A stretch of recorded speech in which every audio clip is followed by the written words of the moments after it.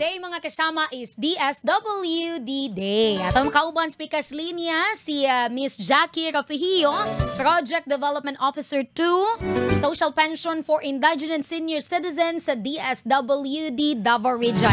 Ma'am Jackie, good morning. Okay lang audio, ma'am? Yes, ma'am. Klaro kaayo pa, ma'am. Okay. Okay, ma'am. Good morning, ma'am Renz, no? Good morning, usab sa tanan ako makaubanan sa Persta diha sa DSWD Region 11. Ilabi na sa tanan nga nagpamino karon sa DXDCRMN Station. Mayong buntag po ninyong tanan. Yes, ma'am. Salamat kayo sa imong availability. Kadaghan kaay na to mga kasama karon labi na sila nanay ug tatay. Ang gusto masayon basta pension na gani isgutan, ma'am. Kay mawang gyud ni ang kini ganing kinahanglan nato karon labi na nga mahal na kayong bugas. So kinahanglan gyud natog ayuda labi na sa indigent senior citizens. Ma'am, gusto lang mi masayod unsa ning social pension for indigent seniors under sa DSWD 11, Ma'am Jackie? Opa. So, ang social pension program, ma'am, isa ni siya ka programa sa ato ang national government pinaagi sa DSWD na ang goal is to provide or augment the daily basic needs sa ato ang mga identified na indigent senior citizen. So, ilabi na para matabangan sila sa ilahang mga medical needs po. Ilabi na nga senior na nagyud frail na ang ilang health condition po. Yes, ma'am. You've mentioned bahin sa kining identified no nga indigent seniors. Yes. Paunsa ba ni sila ma-identify, ma'am? Unsay paagi kay daghan ang gusto himong kanang benepisyaryo po niini nga programa sa DSWD? Okay, ma'am. So for social pension application, ang senior citizen pwede sila mag-apply sa ilahang Barangay Senior Citizens Association o sa lahang local na mga CSWDO. So si CSWDO, mag-consolidate na sila, then i-forward na ang mga names applicants diya sa regional office. So kami diri sa regional office, ma'am, mag-conduct ni og eligibility assessment nila. So gina-schedule na siya per barangay. So diya sa eligibility assessment, ma'am, atong gina-assess o atong susihon if ang katubang nga aplikante nga senior is eligible or not to avail our program po. Okay. So inana to pamaagi sa pag-identify sa mga beneficiaryo. Wow, ayan. Sige, kay daghan ang gusto kaayo mo avail ni ana, ma'am. Sa mga pangutana, asa ba sila pwede modangob? Sa barangay, ma'am, no? CSWDO or naabatay direct contact number aron sila makatawag, ma'am? Yes, ma'am. So ang atong telephone number, ma'am, 227-1964. Then sa ato ang cellphone is wait lang, ma'am. Sige po, wala problema, ma'am. Take your time. So sa telephone, ma'am, 227-1964. Pero pwede po sila mag-apply sa kanilang Barangay Senior Citizen Association, ma'am. Okay, sige. Noted na, ma'am. Again, ang telephone number, mga kasamang nanay, tatay, mga kuya, ate, pwede kayo natutabangan, no? Atong mga lolog, lola. Kung doon na mo yung mga pangutana, 227-1964 ang contact number. Ayan, ma'am Jackie. Yes, ma'am Renz. Then, additional lang po, ma'am Renz, no, na natay criteria po sa to ang programa. So, sige, ang makaabilang ani, ang katulang mga una, senior na no regular income, then no regular support, and then wala nagadawat og monthly pension gikan sa SSS, GSIS or any other insurance companies o kanang mga senior na mga masakiton kana po sila ang ato ang mga priority po. Okay. Pero naaman na yung mga requirements, ma'am, no, para pagmamatuod nga kining sulod sila sa criteria for judging. Yes, ma'am. Aside na, ma'am, nag-ano man ta sa ato validation. So, ato yun mismo ginatuan ng senior sa ilahang balay, no? Kaya para makita yun nato ang iyahang living status. So, aside na, ma'am, naputay ka ng mga report gikan sa to ang partner na CSWDO. So, mana sila, ma'am. Okay, thank you, ma'am. Ma'am, naatay pangutana sa unahan. Unya, mangutana po mi, ma'am, basin doon na mo'y current data sa beneficiaries sa kining social pension for indigent senior citizens dinhi sa Davao Region, ma'am Jackie. Okay po. So, ma'am Renz, ang ato ang total target number of bennies for the entire Region 11 is 289,700. So sa Davao City, kuan na 66,702. Ang Davao Oriental, 47,200.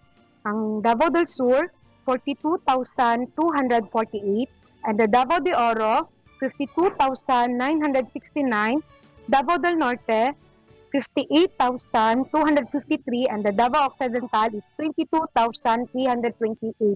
So, i-share lang po dahil na mo, Ma'am Renz, no, for this second semester, natay additional na 5,000 slots. So, sa first samanggod, nalantay 284.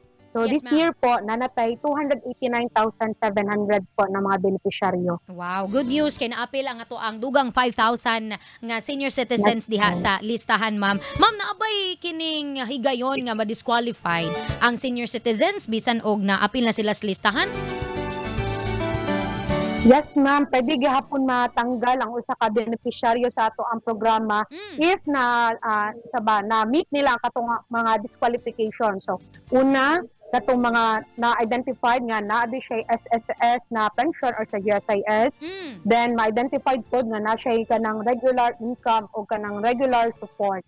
Or dili siya ma-identify na indigent na senior. Ayan, dili na lang yun ay mga tik, no? Ato na lang yun i-declare da kung unsa man gyud status nato kay lisod kay na makadawat kog social pension niya. Dili man gyud ay kakasama kana ganing qualified. Luoy pud tong uban nga qualified unya wala ka sulod kay gikuha nimo ang slot. Kakabitaw ingon ana lang sabot-sabot lang ko ta. Ma'am, asubay natong ingon nimo ba nga kung naay SSS kay dili sulod no niining ato ang social pension sa DSWD. Naamo gyud pangutana si Ma'am Josephine Ganya nga taga Bukana. Ang pangutana niya, ma'am, kay kung makadawat pa ba daw siya maka-avail sa social pension sa senior citizens, na daw siya SSS pero wala pa man siya nagpensyon or wala pa daw siya nakakuha og pension, ma'am. Unsa day pamaagi ana, ma'am? So naman gud tay mga senior ma'am no nga ongoing pang ilahang paghulog sa ilahang SSS. So kana sila ma'am, pwede pa na sila mag-avail sa to ang program. Pero once na magdawat na sila sa ilahang pension sa SS, so dapat mag-declare na sila sa mga office para makapod sila sa mga program. Okay. Sige, atong klarohon, ma'am, kay hangtod di ay karon nagbayad pa man siya sa SSS. So after makabayad sila sa SSS and then makadawat silang pension didto, so dili na sila makadawat sa DSWD. Tama ba, ma'am? Yes. Tama, ma'am. Okay, sige. Thank you kaayo, ma'am. Ma'am, naabatay kining schedule karon sa payout alang sa ato ang senior citizens? Okay. So actually, Ma'am Renz, no, we have already started our second semester social pension payout. So ang una nato na gi-payout is ang Davao City, which was conducted last August 7 to 18. And then this week po, ongoing naman ang payout for the province of Davao Oriental. So ang ato ang payout po sa uban ng mga probinsya, ma'am, ang Davao del Sur will be on September 25 to 29. Then ang Davao de Oro, October 9 to 13, ang Davao Occidental, October 23 to 27, and the Davao del Norte, November 6 to 10. Ma'am, pila gani ang madawat ni ini nila sa payout kada senior citizen? Okay, ma'am, sa ato ang program, ma'am, ang bawat beneficiaryo makadawat din sila og 500 pesos per month, which is given every 6 months. So, 3,000 kada payout. So with regards sa tong increase sa social pension, ma'am, based sa ang Republic Act 11916, yes po, approved na siya from 500 to 1,000 per month. Wow. Pero wala pa pong budget, wala na atong ipaklaro, ma'am, no, sa atong mga nanay tatay nga naminaw karon. Yes po. Nga, wala pa pong 1,000 per month. So ang ilang madawat is 500 pesos per month lang gihapon, ma'am. Okay, at least natay lauman sa unahan nga aprobado na, wala lang yoy budget, Ma'am Jackie. Okay, at least good news gihapon na, ma'am, na atay hulaton diha sa unahan. Salamat kaayo, ma'am, sa imong panahon. Until next time, ma'am, mangutana pa pud mi bahin sa inyoha ni ining programa sa DSWD. Happy Thursday, ma'am, and God bless po. So, Ma'am Renz, thank you kayo sa invitation, ma'am, no? And on behalf of our regional director, salamat kaayo sa pag-invite RMN para ma-advocate na mo ang mga programa sa DSWD, most especially ang social pension program.